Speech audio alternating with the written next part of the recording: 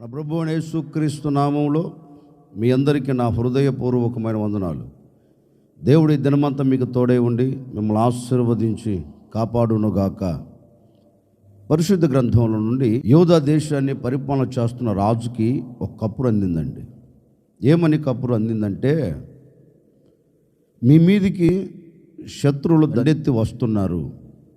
అమ్మోనీయులు, మోయాబీలు, మెమోనీయులు నీతో యుద్ధము చేయుటకు, నీ దేశాన్ని పతనావస్థలోనికి తీసుకుని వెళ్ళుటకు ముగ్గురు కంకణము కట్టుకొని నీ మీద దాడి చేస్తున్నారు, వారు సమీపంగా ఉన్నారు అనే మాట యూదా దేశాన్ని పరిపాలన చేస్తున్న యెహోషాపాతుకు తెలిసింది.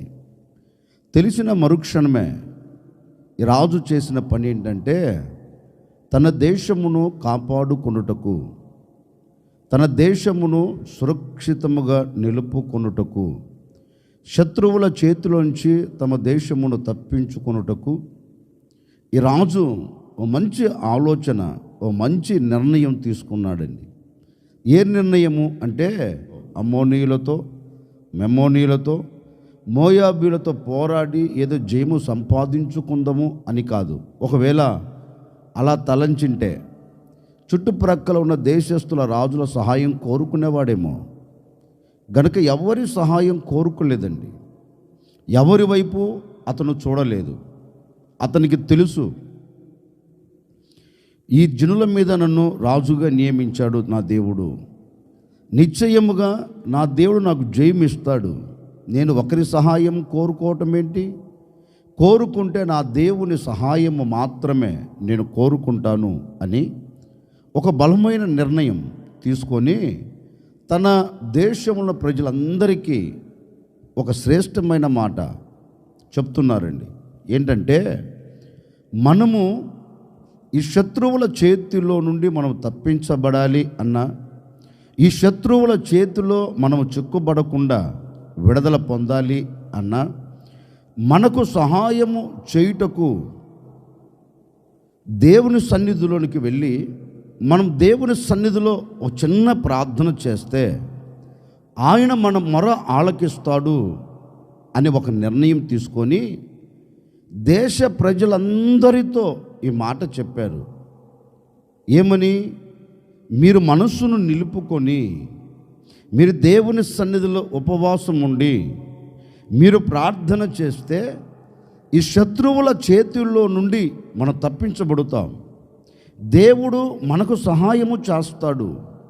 దేవుడు ఈ విషయంలో మనకు జయం ఇస్తాడు అని దేశంలో ఉన్న ప్రజలందరికీ చెప్పి, ఈ రాజైన యెహోషాపాతు కూడండి దేవుని సన్నిధిలో మనసును నిలుపుకొని, దేవుని సన్నిధిలో మనసును కట్టుకొని దేవుని సన్నిధిలో చేరి ఒక చిన్న ప్రార్థన చేస్తున్నాడు. అయ్యా, మేము వీరితో పోరాడలేం, మేము వీరి మీద జయాన్ని పొందలేం, మేము ఎంత ప్రయాసపడినా ఎంత కష్టపడి యుద్ధము చేసినా జయమంటూ మాకు కలగదు. గనుక ఈ సమయంలో నీవు తప్ప మాకు వేరొక ఆధారము లేదు.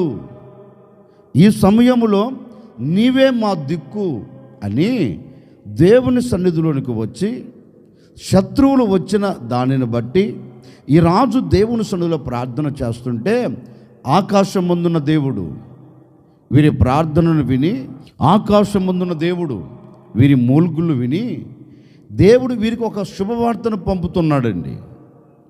భూమి మీదకి ఒక శుభవార్త దిగి వస్తుంది. యూదావారులారా,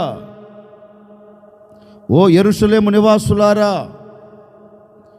మీ మీదికి వస్తున్న మోయాబీయులు కానీ, అమ్మోనీయులు కానీ, మెమోనీయులు కానీ, వారి వలన మీకు కీడు జరగదు. ఒకవేళ శత్రువు ఎంత పన్నాగాలే పన్నినా, ఎంత శత్రువు కుట్రలే చేసినా వారి విషయములో మీరు అధైర్యపడవలసిన అవసరం లేదు, మీరు భయపడవలసిన అవసరం లేదు. నిశ్చయముగా నేను మీకు సహాయము చేస్తాను, మీరు ధైర్యముగా ఉండండి అని దేవాతి దేవుడు వారితో చెప్పి వారితో ఒక శ్రేష్టమైన మాట అంటున్నారండి. ఇప్పుడు ఆ మాట నేను చదువుతాను, జాగ్రత్తగా మీరు ఆలకించండి. దినవృత్తాంతాల 2వ గ్రంథం 20వ అధ్యాయం 17వ వాక్యాన్ని నేను చదువుతూ ఉన్నాను. ఈ యుద్ధములో మీరు పోట్లాడవలసిన నిమిత్తము లేదు. యూదా వారులారా, యెరూషలేము వారులారా, మీరు యుద్ధ పంక్తులుగా తీర్చి నిలబడుడి. మీతో కూడానున్న యెహోవా దయచేయు రక్షణను మీరు చూచెదరు. దేవుడు ఒక శ్రేష్టమైన మాట అండి. దేవుని ఆత్మ భూమి మీనికి దిగివచ్చి దేవుని ఆత్మ వారితో మాట్లాడుతూ ఉంది. యెహోవా ఆత్మ వారి మధ్యలోనికి దిగొచ్చి వారితో శ్రేష్టంగా మాట్లాడుతూ ఉంది. యూదా వారులారా, యెరూషలేము నివాసులారా, మీరు భయపడవలసిన అవసరం లేదు, మీరు అధైర్యపడవలసిన అవసరం లేదు. ఎందుకంటే యెహోవా దయచేయు రక్షణను మీరు ఈ దినమున చూడబోతూ ఉన్నారు. ఆయన మీ ఎడల చూపెట్టే ఆ దయను మీ ఎదుట కనపరచబోతూ ఉన్నారు.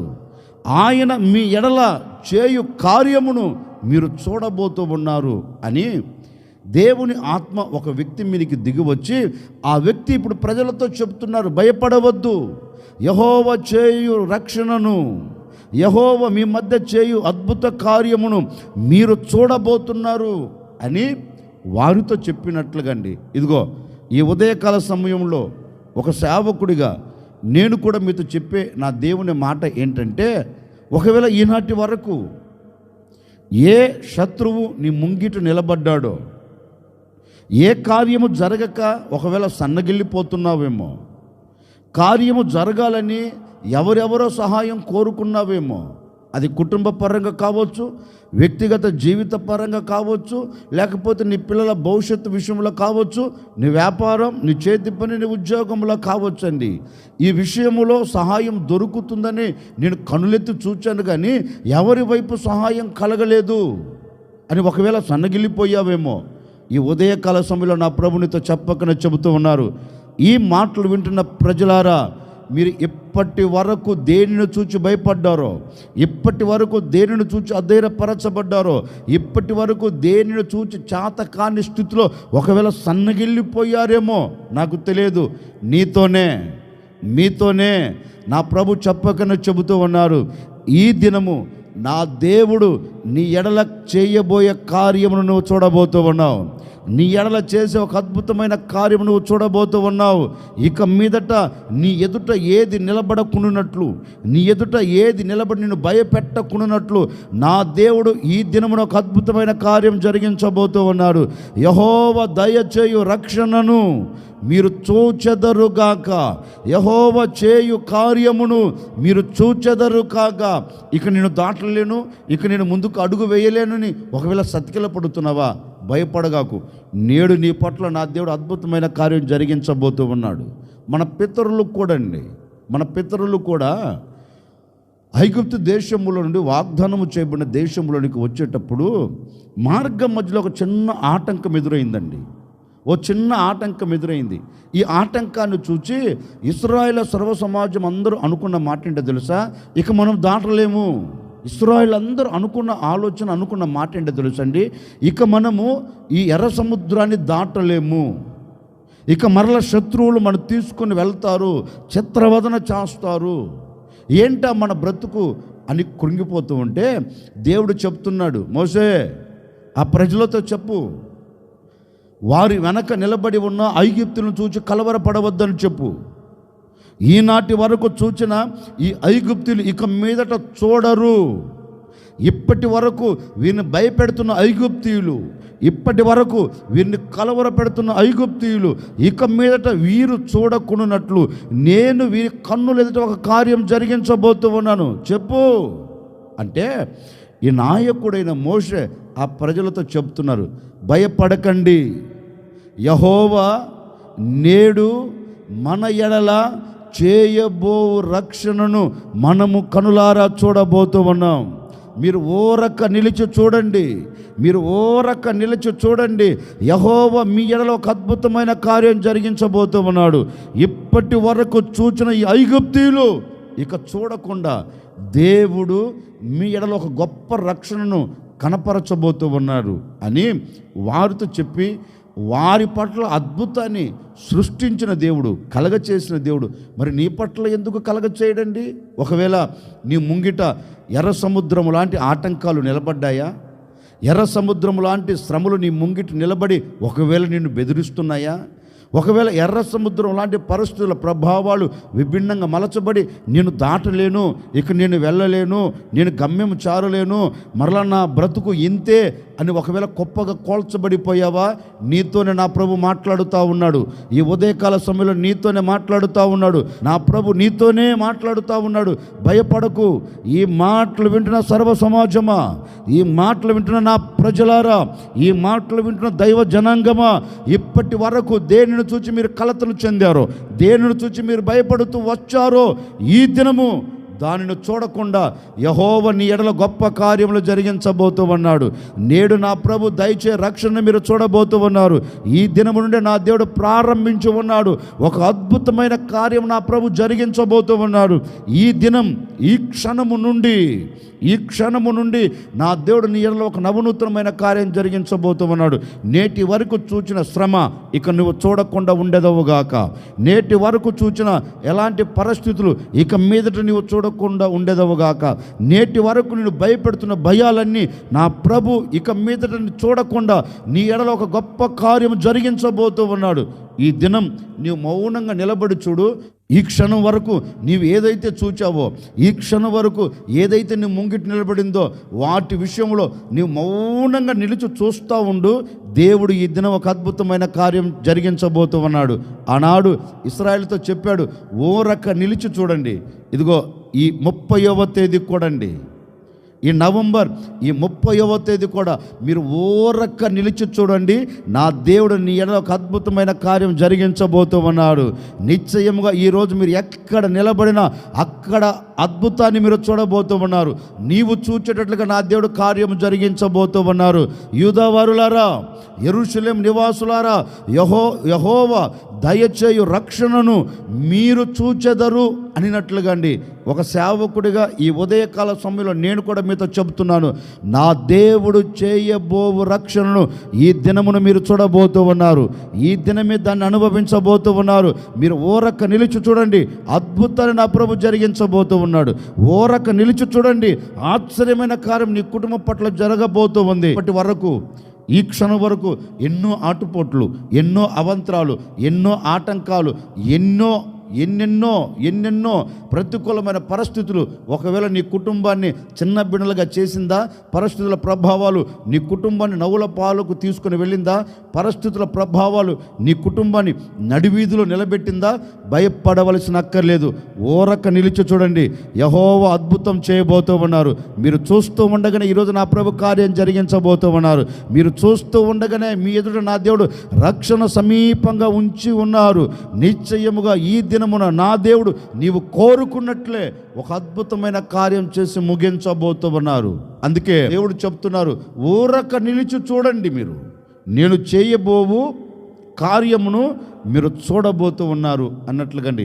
ఈ దినము కూడా ఓ సేవకుడిగా నేను మనసారా కోరుకుంటూ ఈ మాటలు ముగిస్తున్నానండి. ఏ విషయంలో భయపడవద్దు, ఏ విషయంలో కలతలు చెందవద్దు. ఓరక్క నిలిచి చూడండి. ఈ దినము దేవుడు అద్భుతమైన కార్యం జరిగించబోతూ ఉన్నాడు. ఓరక్క నిలిచి చూడండి. దేవుడు తప్పక నీ కన్నులతో నీవు చూచేటట్లుగా, నీ హృదయముతో నీవు ఆనందపడేటట్లుగాను, నీవు పరవశించేటట్లుగా దేవుడు ఈ దినమున ఒక నవనూతనమైన కార్యం జరిగించునుగాక. యెహోవా దయచేయు రక్షణను మీరు చూడబోతున్నారు. అంటే యెహోవా చేసే కార్యమును మీరు ఈ దినము చూచెదరుగాక. తల వంచున ఒక చిన్న ప్రార్థన. ఆశ్చర్యకరుడా, మీకు స్తోత్రాలు చెల్లిస్తూ ఉన్నాను. నిజమే, మీరు చేసే కార్యమును, మీరు చేసే ఆ రక్షణను మేము ఊరక్క నిలిచి చూడమని మాట ఇచ్చారు. ఈ దినం మేము ఊరక్క నిలిచి చూడబోతూ ఉన్నాం. నాయన, ఎందరైతే ఈ మాటలు విని నిర్ణయం తీసుకున్నారో వారి కుటుంబం పట్ల మీ కార్యములు మీరు కనపరచబోతున్నందుకే మీకు స్తోత్రం నాయన. ప్రతి కుటుంబం నీ కార్యము చూచెదరుగాక, నీ కార్యము అనుభవించుదురుగాక. ఈ దినమంతా బిడ్డలు ఎక్కడికి వెళుతున్న ఏ ఆటంకాలు కలగకుండా ప్రతి ఆటంకాలను అణచివేసి నీ సన్నిధిలో సాక్షిగా నిలుపుకోమని, అన్ని విషయాల బిడ్డలకు మీ కార్యములు అనుభవించేటట్లుగా సహాయం చేయమని, వ్యాపారంలో, చేతి పనిలో, ఉద్యోగంలో, రాకపోకల, పిల్లల చదువులో, వివాహాల పట్ల నాయన, ఆర్థిక సమస్యల పట్ల, శరీరంలో కలుగుతున్న అనారోగ్యం పట్ల ఒక అద్భుతమైన కార్యమును జరిగించి బిడ్డలకు జయమును కలగచేయమని యేసు నామములో అడిగి వేడుకొనుచున్నాము తండ్రి, ఆమెన్. ఈ దినమంతా నా ప్రభు మీకు తోడై ఉండి, మీరు ఎక్కడికి వెళుతున్న నా దేవుడు చేసే కార్యమును మీరు చూచి సంతోషపడి ఆనందించుదురుగాక.